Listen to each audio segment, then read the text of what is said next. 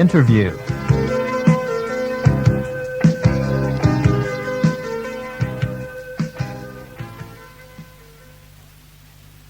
Austin J. Freely, Debate as Reasoned Decision-Making. We are talking now with Dr. Austin J. Freely, author of Argumentation and Debate. It's one of the most widely read books on communication and the most frequently quoted book on logical argumentation. Dr. Freely is currently Professor of Communication and Director of Forensics at John Carroll University. Dr. Freely, it's nice of you to talk with us today. It's very pleasant to meet with you again. I enjoy it very much.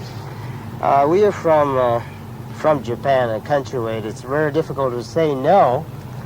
The whole debate experience frightens us. What is debate? Is this just another form of verbal boxing? No, I hope it wouldn't be a frightening experience, and I certainly hope more Japanese students and professors will become interested in it. We look upon debate as a means of reasoned decision-making, a way in which we can take very complex problems, take an extensive mass of data, analyze that, work our way through it to arrive at a reasoned decision. Mm-hmm. But it certainly does have an appearance of boxing, the way every little argument is scored. Well, it's an adversary system. We believe that that's the way the truth or the best solution to a problem is likely to emerge. By bringing out all of the facts and getting the clash of argument, we can analyze the problem and arrive at a better decision. I understand you yourself were a champion debater. Yes, I debated at Boston University when I was an undergraduate. Mm-hmm. I enjoyed it. I found it to be a very practical, very profitable experience for me, and I hope it will be for many other students. You said it was a profitable experience. What does debate mean to those who really want to make it in society, so to speak? I think that there was a mention about that in your book, the 5th edition. Yes, in the 5th edition, I report a study that was made of 160 senior government officials, cabinet members, Supreme Court members, senators, members of Congress. And of that 160, more than 100 had participated in debate as students. So they found the knowledge and experience they gained as debaters as a very real asset in building their careers. Mm-hmm. What is the value of education in debate to the students? I think it has a twofold value. First, the immediate value of, well, such as taking part in a tournament such as this one. The real value that I see, however, is the long-term value. I firmly believe that a knowledge of debate and the principles involved is something that the students can carry with them for all of their lives, and make use of them in their business and professional careers or in carrying out their civic responsibilities. Mm-hmm. Civic responsibility, what's that got to do with the long-term objective? Well, throughout one's life after graduation, one will be participating in civic affairs, one will have business and professional responsibilities, one will be called upon to make decisions. Based on research. Based on research, based on study, based on analysis. It may be a personal decision. You want to make the best possible decision you can for yourself. It may be a decision involving others. You again have the responsibility of researching that problem, analyzing it, weighing the data, and arriving at the best possible decision. It also calls for excellent team play, right? Yes, because debating is a team function. So in the United States specifically, there are two persons on each debate team, and each speaker has definite responsibilities. The members of the team must cooperate and work together. So it's just another form of sport, right? It could be regarded Mental as a sport. if I put it this way. Yes, there is a certain amount of games theory or sport to it, yes. Some people, say the debate is a verbal boxing, whereas others call it some kind of a verbal football. What is your analogy? What is the best way to describe the nature of verbal give and take? Well, there is verbal give and take. I would say it's intellectual competition. Each team is seeking to demonstrate to the satisfaction of the judge or the audience that their position is the most valid one. And so definitely there is an element of competition. It's an intellectual competition. In which the one who has a killer instinct doesn't have to win the trophy. Well, I'm not sure a killer instinct is there, but one has to be very sharp. One needs a keen mind to be a debater. I see. I noticed that some of the judges go all the way to check the source of evidence. Is this one of their judging philosophy or criteria?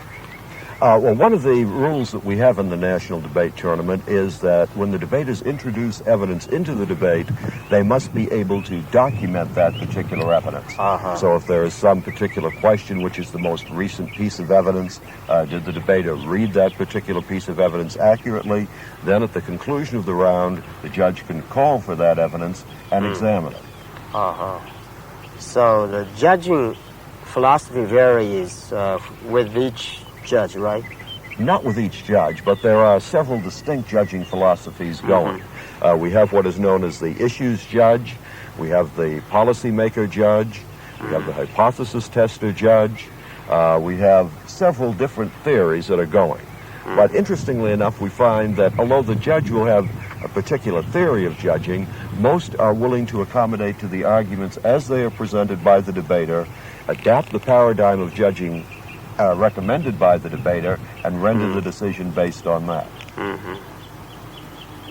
What happens if a debater, hoping to try to get the proper amount of evidence, but he fails to accomplish his goal, and suppose he distorts evidence? What happens to the person who that makes is very up, severe penalties for that. If there's deliberate distortion of evidence, the judge is required to assign that debater 0 points on the judging ballot and to forfeit the decision, award it to the opposing team. The profession frowns on that, and it is very severely penalized. We do not tolerate that sort of thing. So there is a very strict ethical standard. Very strict ethical standard, yes. We do not permit distortion of evidence. What happens to the one who does that, fabricates the story or the evidence? He might run the risk of getting blackballed or something? Well, in the first instance, he would lose the particular round in which he was participating. He would not be permitted to advance in the tournament, and certainly the word would get around, and that student would not be welcome at future tournaments. I'm happy to say the cases of that are very rare. What are some of the checkpoints, in addition to research and reasoning process, and where does the art of argumentation or the art of persuasion come? Well, argumentation is a part of persuasion. We can persuade people in many ways, and persuasion through debate, through development of well-reasoned arguments, is one of the very effective means of persuasion, going back in Western literature to Aristotle, for instance. So it's a very old and very well-established principle. We try to teach our students how to build effective debate cases, how to research them, how to document their cases with evidence, and then present their arguments effectively to those who render the decision. Do you have any special message you want to get across to the Japanese students who might be your potential fans?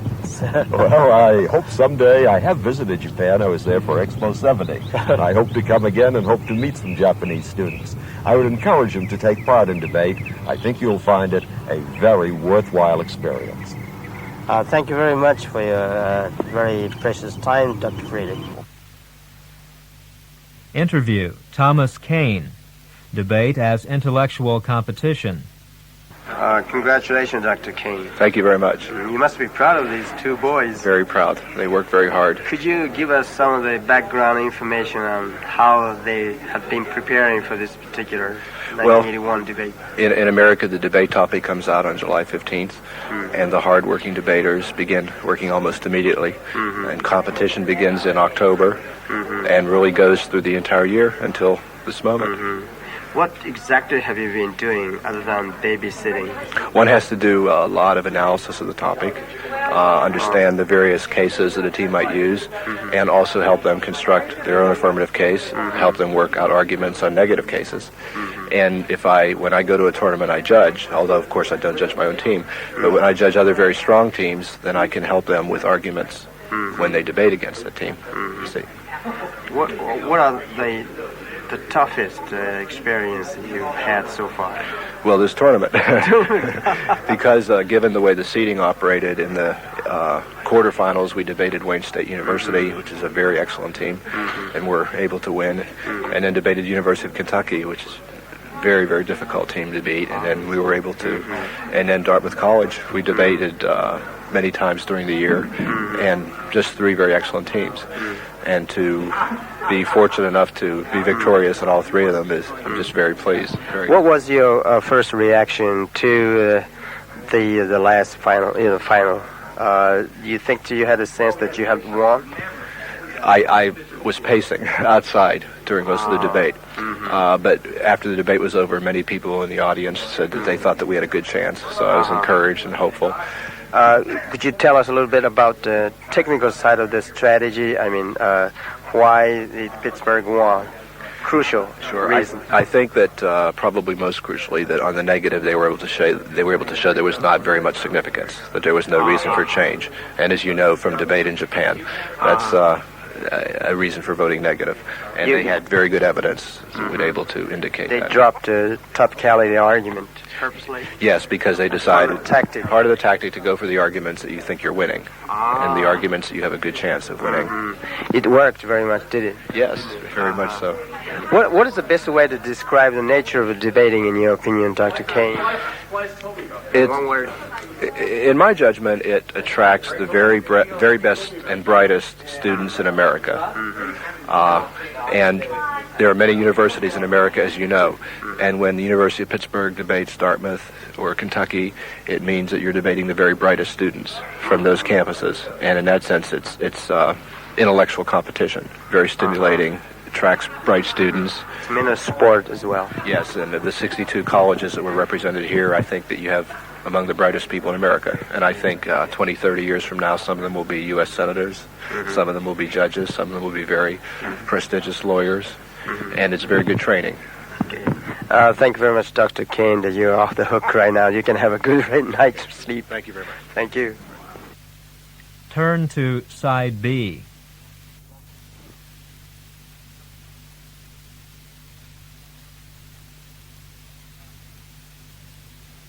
Interview: Stephen Marzin and Michael Alberti. Debate as marathon running. Congratulations. Thank you. Thank you very much. There will be no further cross-examination, just a couple of questions. I know you're very exhausted. How exhausted are you? Very. We just hit back-to-back three of the finest teams in the country, and especially being on the negative, it requires a lot of work because you're debating on their ground. I think it's fair to say for both Mike and I that we're very exhausted. We also haven't had anything to eat all day, so not only our exhaustion is combined with stark hunger. So I understand debate is both psychologically and physically demanding job. What is the best metaphor, analogy to describe debate, in your opinion? Boxing? Chess? Marathon running. yeah. What? Marathon running. Long distance Marathon running. running. Never heard that. Would you be more specific on that? What makes you think it is long distance running? Because it's not like the short races or the sprints. You don't get it over with fast. I mean, you're continually going at the same pace for an entire 18 hours. Like, we've been up since 5:30 this morning, and it's just continually going and going. It never lets up. Not only just over one day, though, but this is a process over the whole year. We debate one topic the entire year, and it's not just preparing for one tournament. It's, preparing for the entire year and putting your all into it the entire year. And spending a lot of time before the tournament and preparing. I see. Tell us, Steve, what kind of special effort have you made to maintain your stamina, whether that be psychological, physical? I don't think you want to answer that. Yeah. Yeah, Michael, you might take it. Okay. It's really not hard to maintain the stamina. I mean, because both Mike and I were so keyed up especially for the elimination rounds, because we both wanted to win this tournament not only for ourselves but for the university and Dr. Kane, who's just done a magnificent job with me over the past 3 years and with Mike and I especially this year. I mean, we had a debt to pay to both the university for supporting us and our coach. We eat a lot of vitamins. Vitamin C. An entire bottle this tournament. To keep you in physically fit condition. Well, since we get to eat so infrequently, and we only get a few hours of sleep each night, you get very vulnerable to developing colds and getting like he's had for the past week.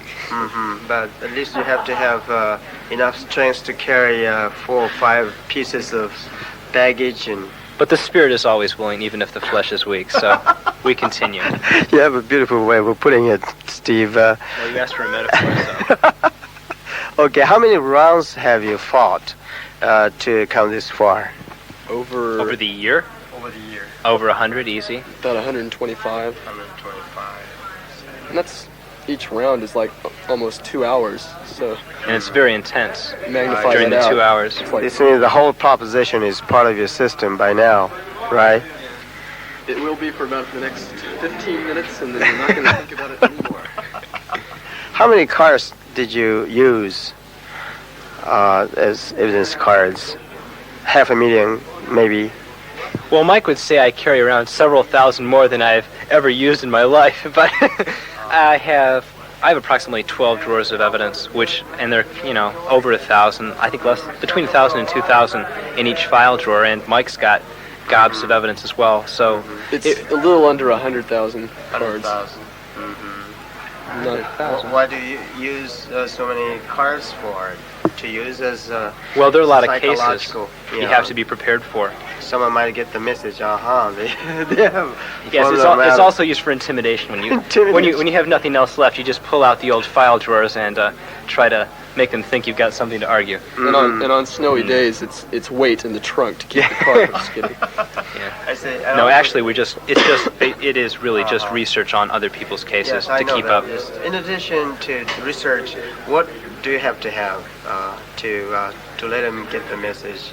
It's killer instinct of some kind. That's part of it, but the biggest part, is if you've got all this research done, it doesn't do a lot of good if you can't communicate what you've worked upon to an audience like the audience that we had here tonight. Yeah. Are you saying, Michael, the passion fire, the killer instinct, or whatever you call it, comes out of the amount of research you have done in the past?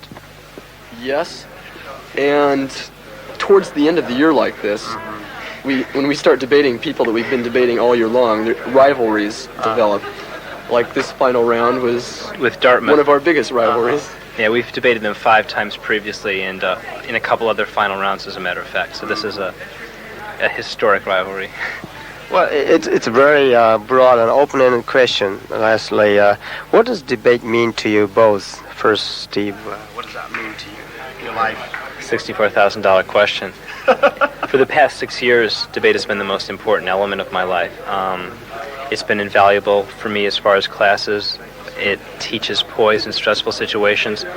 And actually the most important part of it, at least for me, has been the friendships and camaraderie I've developed with people like Mark Weinhardt, who's been just a great friend, Cy, who we've gotten along famously with, Mike, and Dr. Kane especially, who's been just, as I said. I know Dr. Kane. Yes, in person. He is a very charming person. You must be proud to have a man like him with you. Yes, and we find him not only are we proud of him as a man, but we find him invaluable in coaching us before rounds. His drill sergeant, maybe. Drill sergeant? He's like the 6th man on a basketball team, really. He's certainly not a drill sergeant, though. He doesn't have to, use a whip to get you to work. We have the motivation. No, he's the one that molds us into what we are. But he has to keep an eye on you, too, right? Well, that's also true. Mike and I also keep an eye on each other. So, Michael, your last chance to say something. Talkative, isn't I'm glad this is over. So, I'm going to go home and eat and sleep. Next year, perhaps you might give it another try, or? Yeah, I will be back next year. And back next year? Steve will be starting up a life of crime at Harvard Law School. I see, you're off the hook. Yes, I am. In a manner of speaking. Anyway. Well, Of course, anyway. given the way this final round went, I'd rather not be off the hook. But anyway, congratulations. You've done a very good job, and you overwhelmed us. And particularly for the man coming from the country, where it's very hard to say no. And I think I learned a very lesson from you. Thank you very much. Hey, thank you very Thank much. you. Thank you. Thank you. Interview, David Hazen. So much to say, so little time. Dr. Hazen, what is your overall picture of this, the 1981 National Debate Tournament? Well, we had a very fine tournament. We had some teams who had very good debate records at the tournament, and we had the teams who had done well all year, did well in the tournament, and I think was very representative of debate in the United States this year. Has there been any change since last year, or maybe a couple of years back, in terms of quality? No, I think the quality is still high. I think the quality has always been high. Techniques change, strategies changes, but I think the quality is consistent over the years.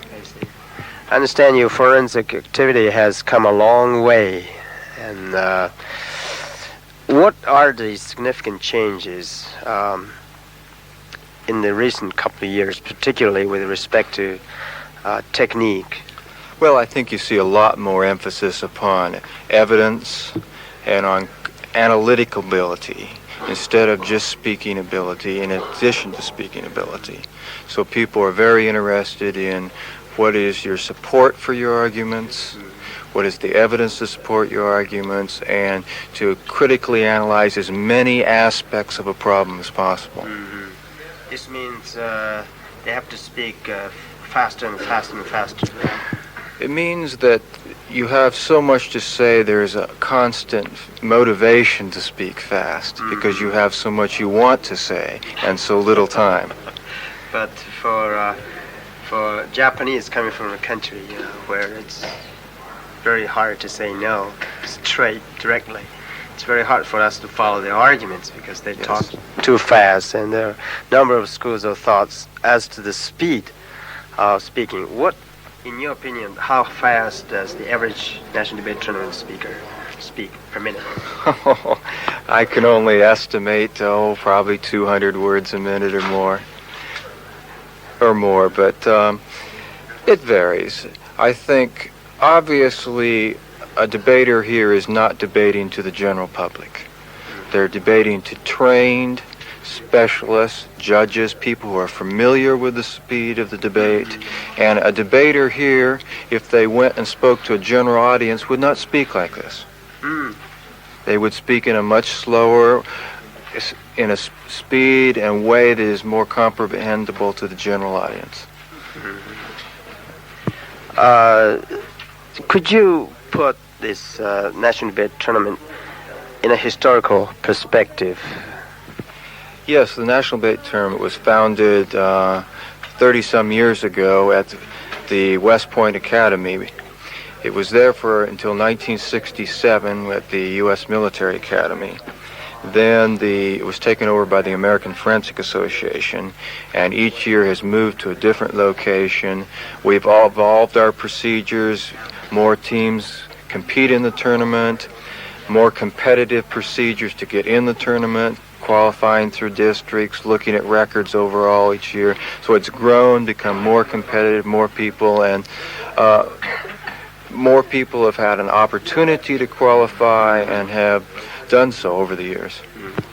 As far as I can see, there are very few, hyphenated Americans, including Japanese and black students.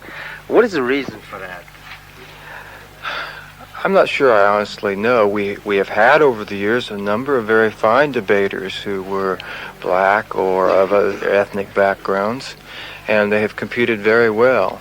It's really difficult to say why that, unless it maybe has to do with some of the competitive aspects. I don't know, though. Competitive aspect. Dr. Freely told me that a debate draws intellectuals.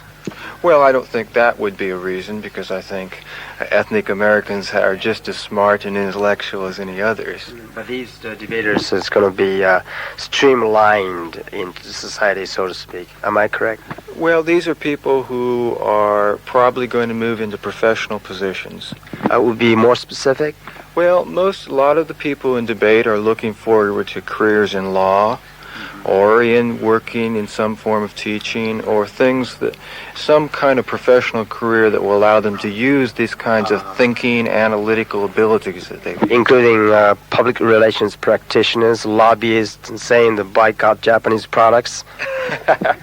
Well, I don't know. It's possible someone could say that, but I think there's probably some that would argue the other side, too. I hope you're going to have a heart for us. Thank you very much, Dr. Hazen. After 4 days of grueling competition, the University of Pittsburgh has emerged as the winner of the 1981 National Debate Tournament.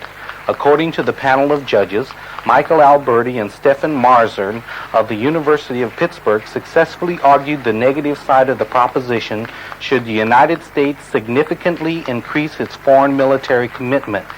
Using a rapid-fire delivery, punctuated with extensive research and lively cross-examination, the Pittsburgh team defeated the strong team from Dartmouth College. Although a competition, everyone who participated in the 1981 National Debate Tournament is a winner. The 1981 debate season is now finished, and the 1982 season has just begun.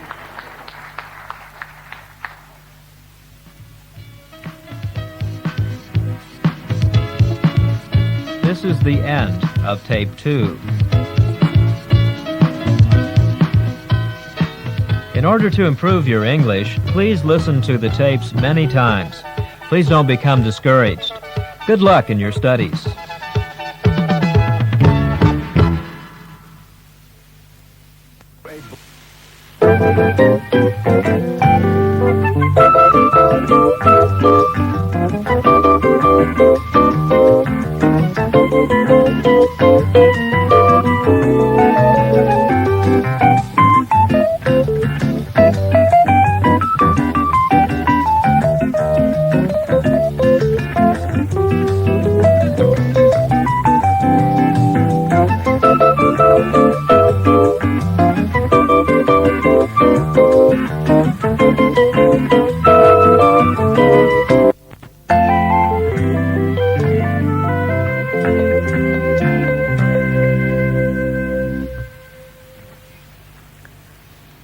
Do you remember last time on our show we had Mickey Mantle, one of the golden baseball players of one-time America? That was good old days, really, huh?